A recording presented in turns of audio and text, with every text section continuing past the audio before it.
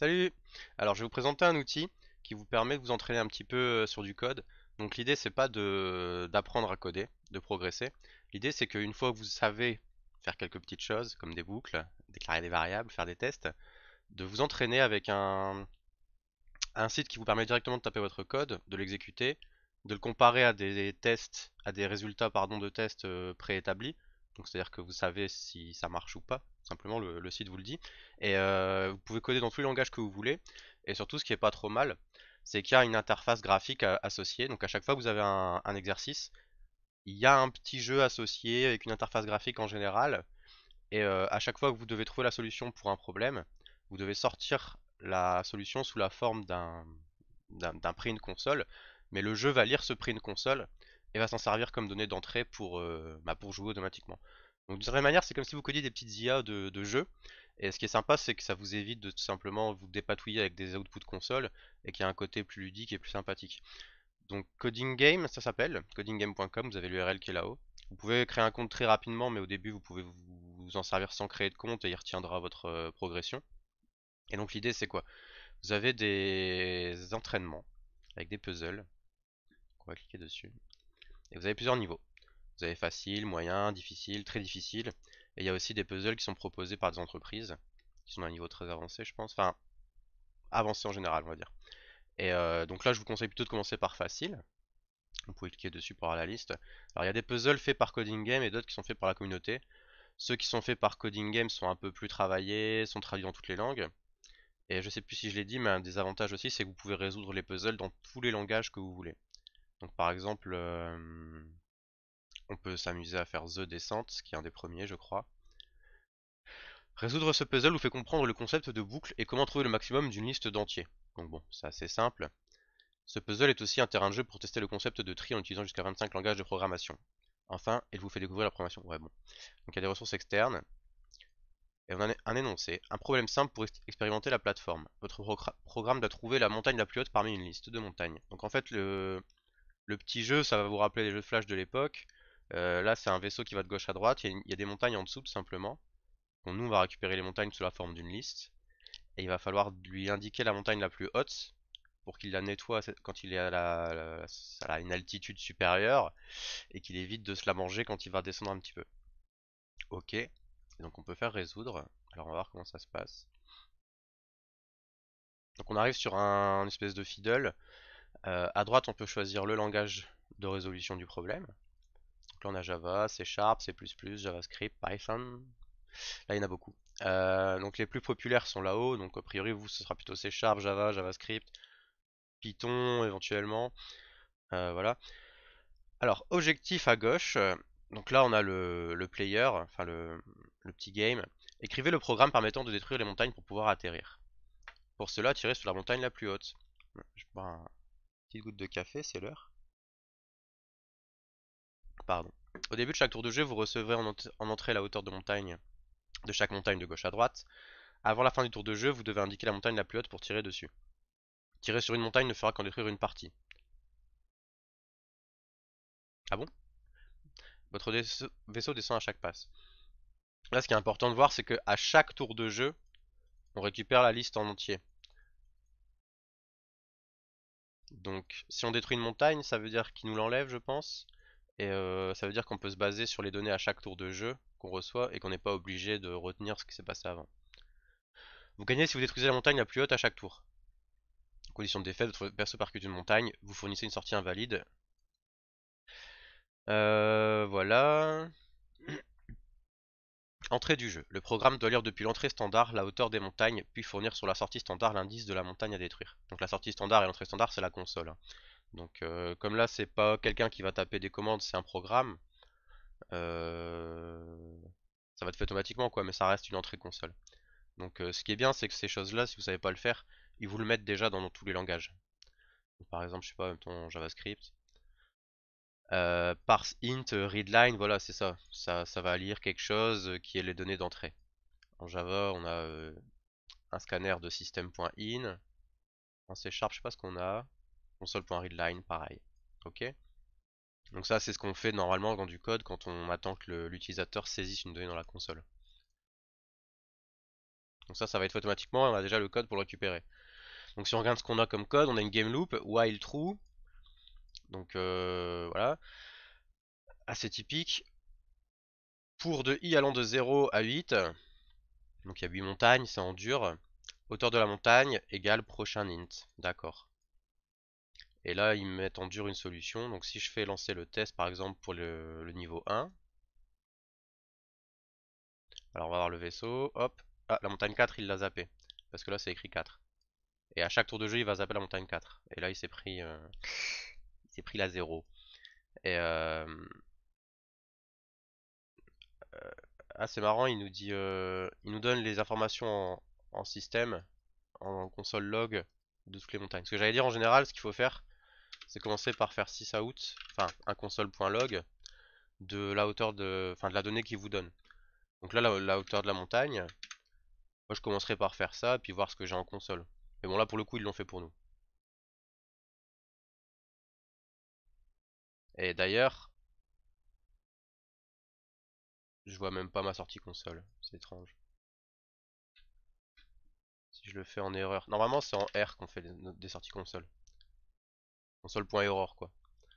Euh, on peut faire pause. Ah voilà, là je les ai. Donc j'ai 9, 8, 7, 6, 5, 4, 3, 2, d'accord. Ok, et qu'est-ce qu'il y a d'autre à noter? Bon, ça c'est de la petite histoire. On a des contraintes. La hauteur sera jamais supérieure à 10. Bon. Et il nous dit comment faut répondre, d'accord? Donc là, l'idée, ça va être, au lieu d'écrire 4, ça sera de trouver la plus haute montagne à détruire. Donc par exemple, on va déclarer un entier. Int euh, highest mountain. Oui, c'est bien un entier. Donc je sais pas, on va l'initialiser à -1 par exemple, parce que ça n'a pas de sens. Et on va lui dire de détruire cette montagne. Et donc nous l'idée ce serait de le remplacer le -1 par la bonne valeur quoi. Donc ce qu'on sait c'est que si on termine avec un -1 c'est que dans tous les cas on a raté. Parce que c'est un nombre négatif, ça a vraiment pas de sens. Donc pour trouver le maximum dans une liste, ben c'est pas dur, on va itérer sur la liste, récupérer chacun des nombres dont on a besoin, donc là c'est déjà fait.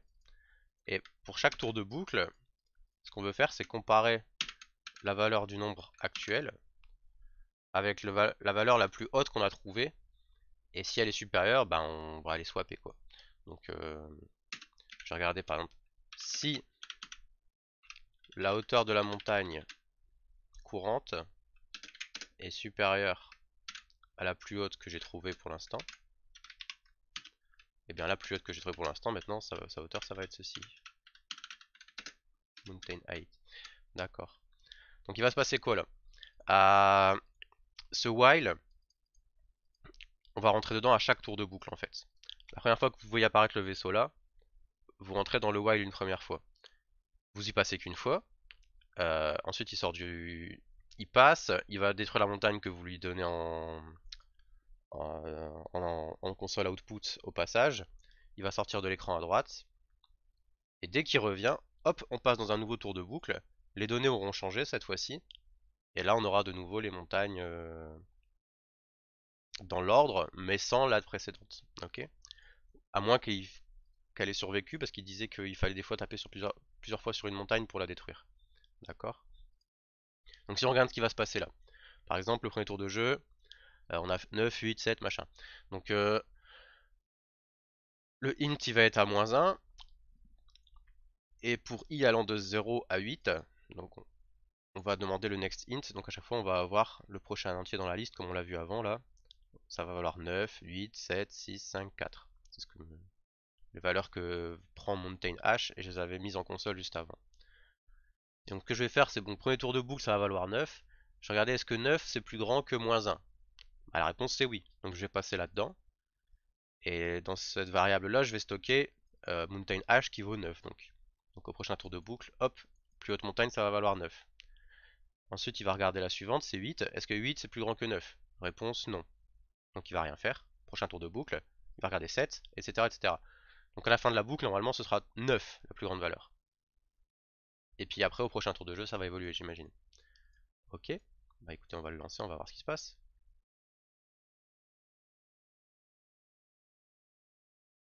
Euh... J'ai pas compris. Ah oui,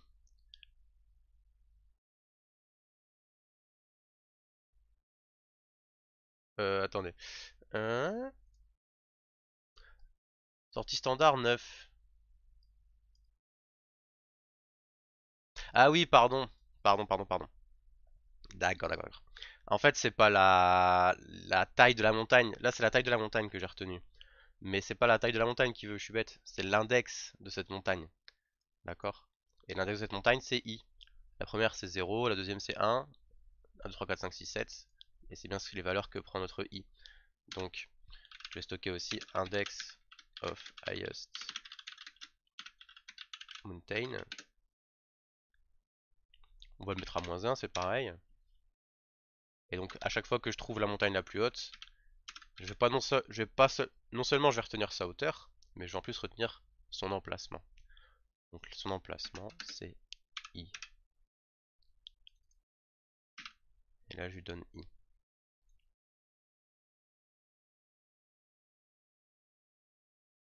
Non, pardon.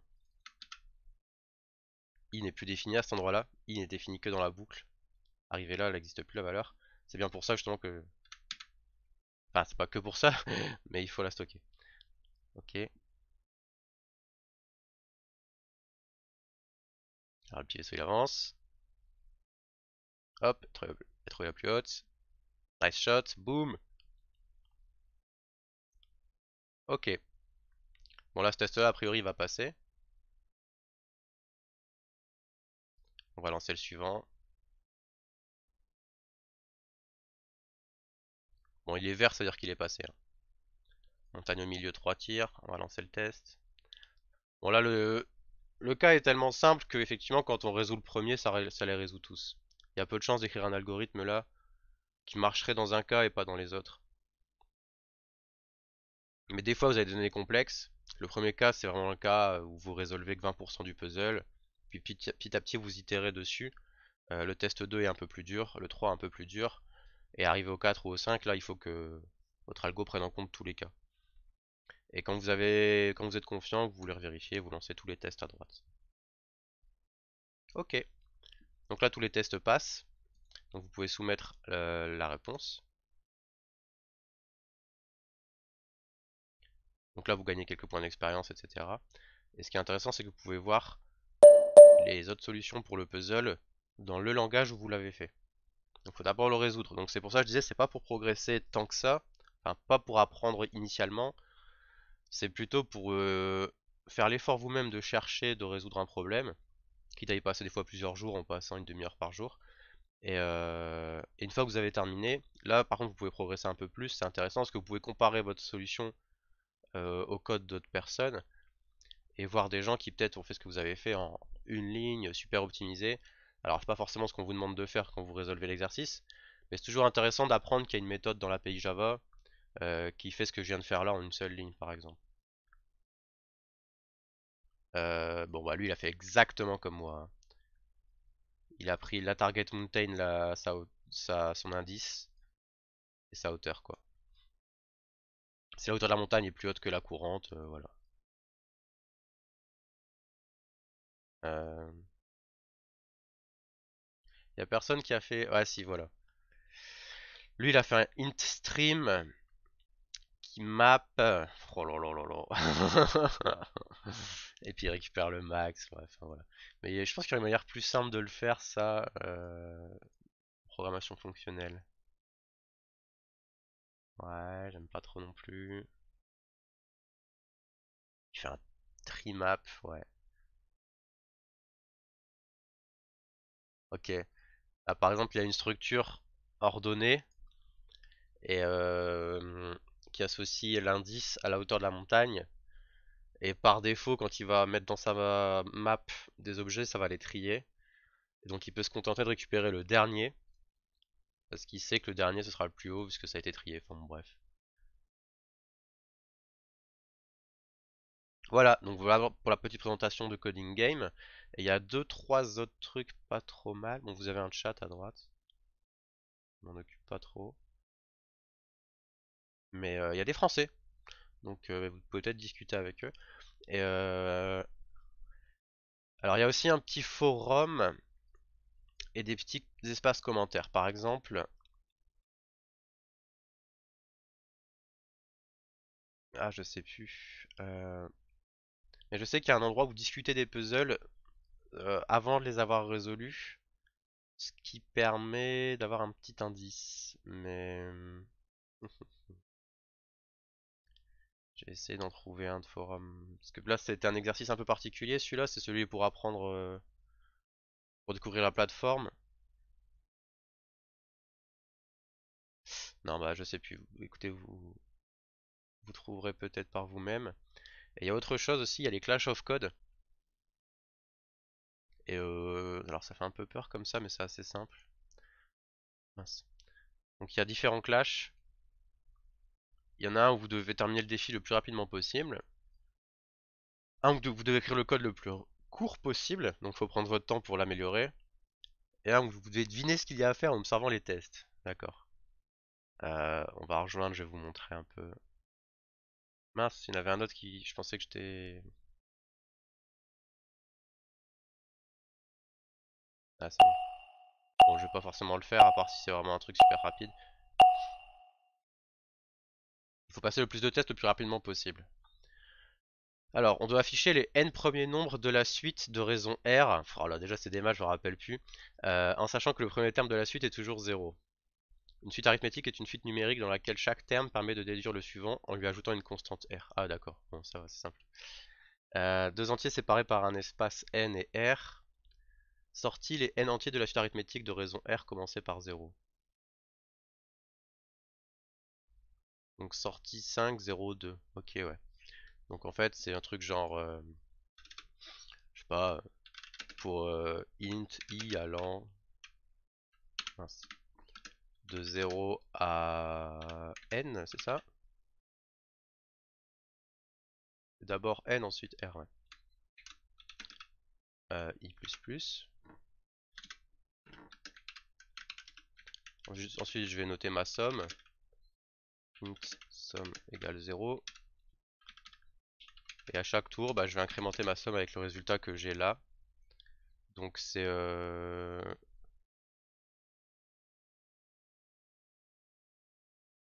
n fois r, i fois r tout simplement quoi. Je pense hein. Euh, Ah oui non, il faut pas afficher la somme, il faut afficher les nombres. On lui a déjà fini. Bah, il s'est tracé, hein. Bon après j'essaie pas de le faire vite là.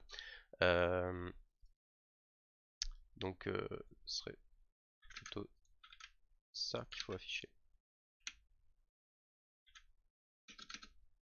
Avec un espace. 0, 2, 4, 6, 8.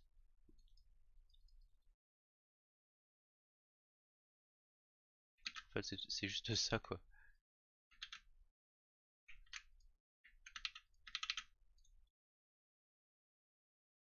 Ah oui, sur la même ligne.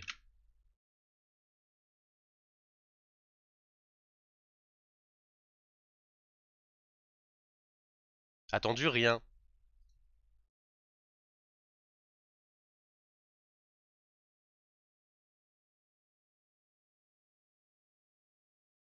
Tiens donc.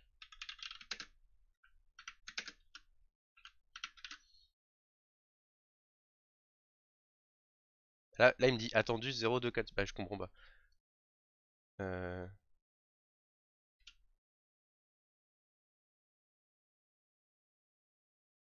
Attendu, rien.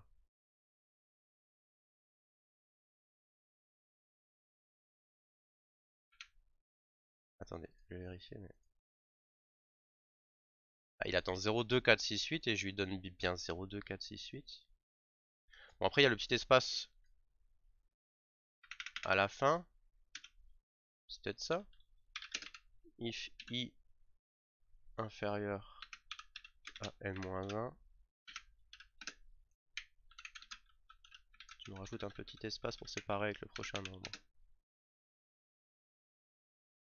Ah voilà. Bah, c'était cryptique hein, parce que quand j'écrivais n'importe quoi, il me disait attendu le bon résultat. Et quand je mets le bon à un caractère près, il me dit attendu rien. C'est étrange. Yes! Bon, vous voyez, c'est vraiment très très simple. Et bon, là, j'ai un peu du mal, moi, à réfléchir et à discuter en même temps, hein, je vous l'avoue. Mais j'en ai fait deux trois et c'est vraiment.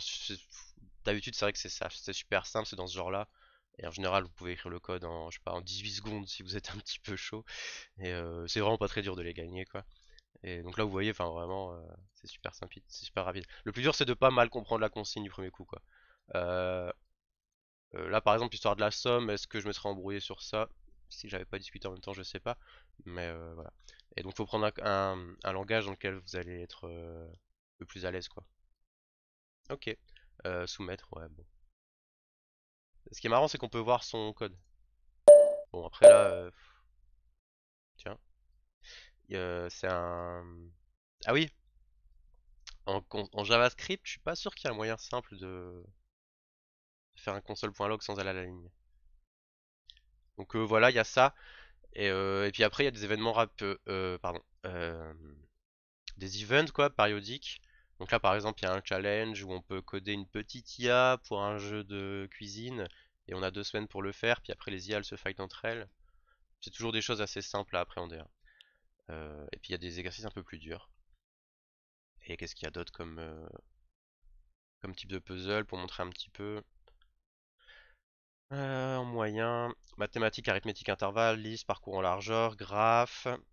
En difficile, récursion, recherche de chemin, parcours en largeur, encore des graphes.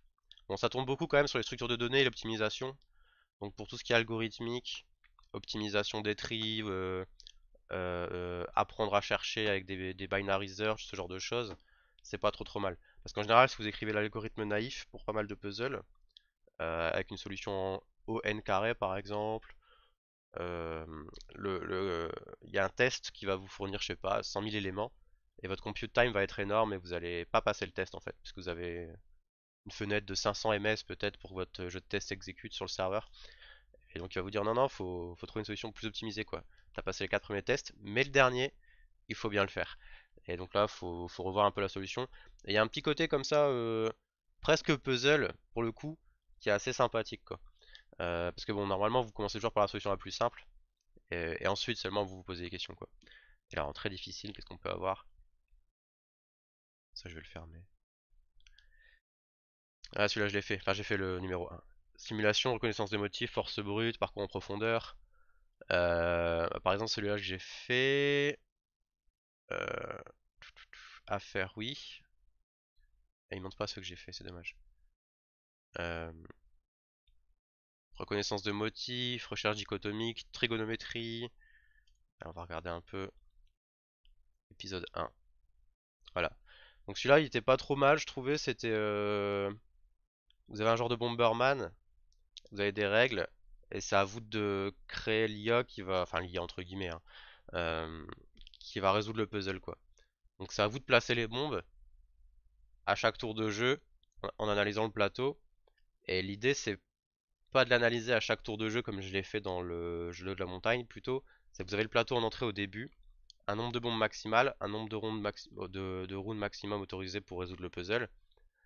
Et c'est à vous de produire la liste dès le début de vos mouvements planifiés, quoi. Donc vous allez déjà dès le début dire bah au tour 1 je peux placer une bombe là, elle va exploser dans 3 tours, au tour 2 j'en pose une là, au tour 1, et c'est à vous de trouver la solution intégrale. Et ensuite à chaque tour de jeu vous lui dites c'est juste moi je joue là, moi je joue là, moi je joue là. Le C'est pas à chaque tour de jeu il vous redonne tout le plateau mis à jour, etc. Si vous voulez faire ça d'ailleurs, vous pouvez, mais c'est à vous de recréer la simulation avec les règles qu'il vous donne à côté et de maintenir un objet qui représente l'état du jeu. Lui, il l'a en interne, mais il va pas vous le donner. Donc celui-là, je l'ai fait. Ouais, j'ai passé, je me suis amusé un peu dessus, donc il y a des commentaires. C'est parce que j'ai fait plusieurs solutions différentes. Il y en a une qui va vite, il y en a une qui fait tous les cas. Voilà, bref. Et donc là, on a les règles du jeu. Il y a aussi des carrés indestructibles qui bloquent les explosions. Enfin, voilà. Au final, c'est assez simple hein, dans l'idée. Et donc, vous regardez par exemple un nœud, une bombe, lancer le test. Ah, faut qu'il se chauffe, hein. Hop, voilà. Donc on y est, elle a réussi, elle a joué au bon endroit. 3 nœuds, 3 bombes.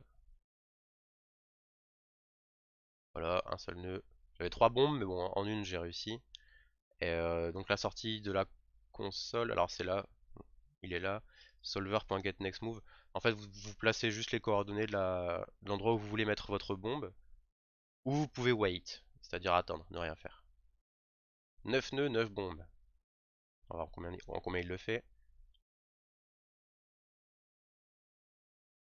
Ce qui est sympa, c'est que du coup, j'ai plus jamais besoin de jouer à Bomberman de toute ma vie, quoi.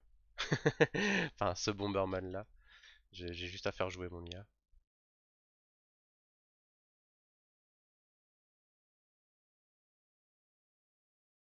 Ok. Et il y a des niveaux un peu plus complexes. Des fois, vous croyez que vous avez réussi votre IA et puis vous arrivez sur un niveau et paf, ça marche pas.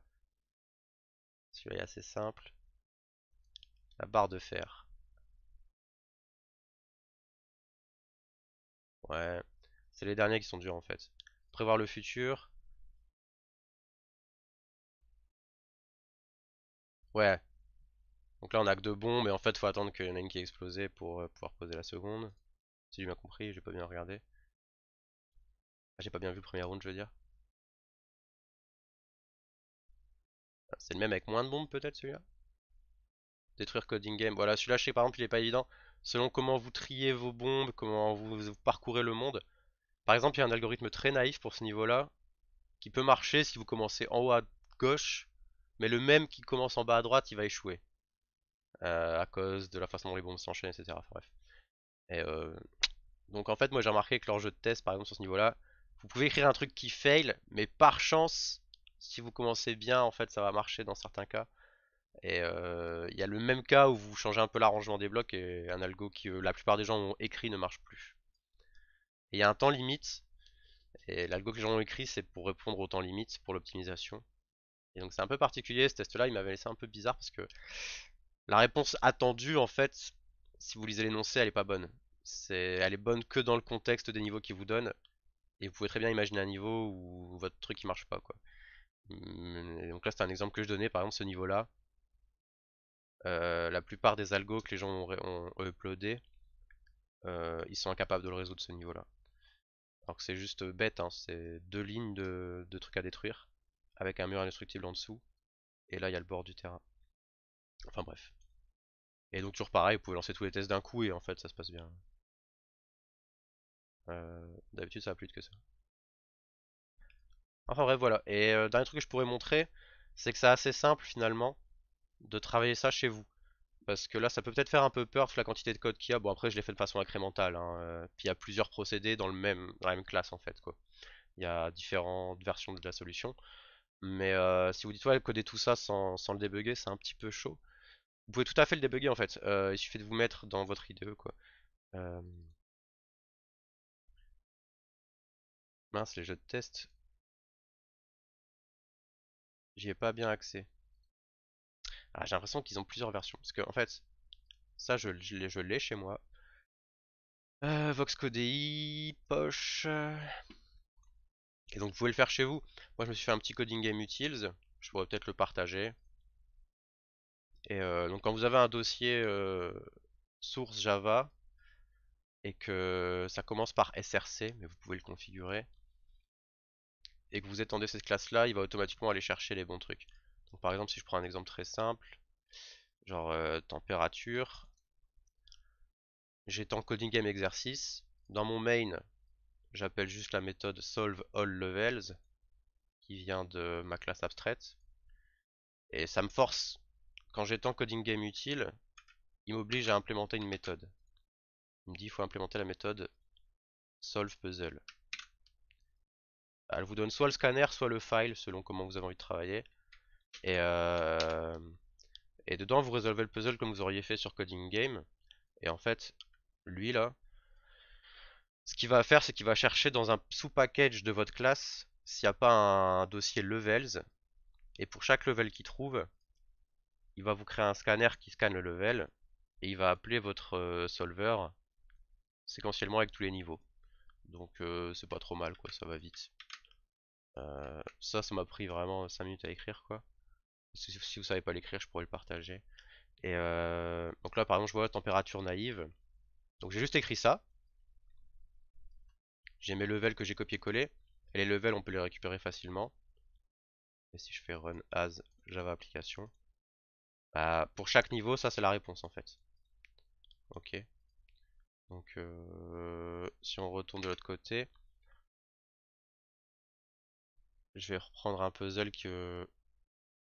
pour lequel je sais qu'il y a des solutions, enfin qu'il y a les jeux de test qui sont fournis. Sinon, vous pouvez les recréer vous-même, c'est vraiment pas très dur, hein. Mais enfin, vous allez comprendre ce que je veux dire. Euh, alors, résoudre. Ah, mais c'est pas possible ça. Celui-là, je suis sûr qu'ils y sont. Voilà. En fait, il y a des exercices pour lesquels ça apparaît pas, mais en général, vous avez le petit bouton là, je sais pas comment il s'appelle ce bouton, voir les jeux de test, et le truc personnalisé là. Et donc, voir les jeux de test, pour chaque exercice, vous pouvez voir à gauche ce que lui va vous donner comme entrée, et à droite la solution attendue. Donc moi la solution attendue je la récupère pas, mais en fait c'est ça qu'il faut mettre dans les fichiers levels là. Ok. Si je vais voir dans Chuck Norris, levels, level 1 j'ai CC, level 2 C, level 3%, level 4 Chuck Norris keyboard as two keys, et donc voilà c'est ça. D'ailleurs j'ai inversé le 1 et le 2. Voilà. Et bon après moi je m'embête pas à récupérer les résultats, je pourrais mais ça ferait créer beaucoup de fichiers, c'est un peu fastidieux. Le but c'est que ça aille vite quoi.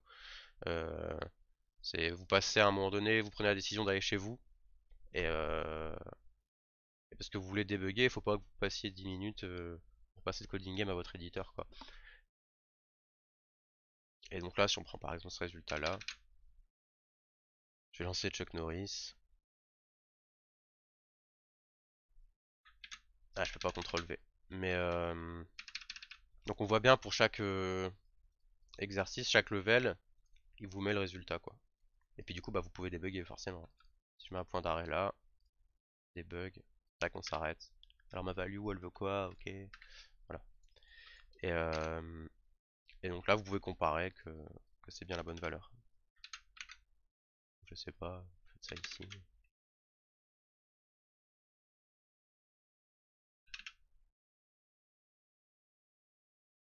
Hop, hop. Bon, bah voilà, il marche. Bon voilà. Bon, c'était déjà beaucoup trop long. J'aurais dû arrêter la vidéo au milieu d'ailleurs. Je sais pas si je vais uploader la fin. Et bah, il y a sûrement d'autres outils dans le genre que je présenterai plus tard. Mais bon, on va faire un par vidéo. Donc voilà, à la prochaine.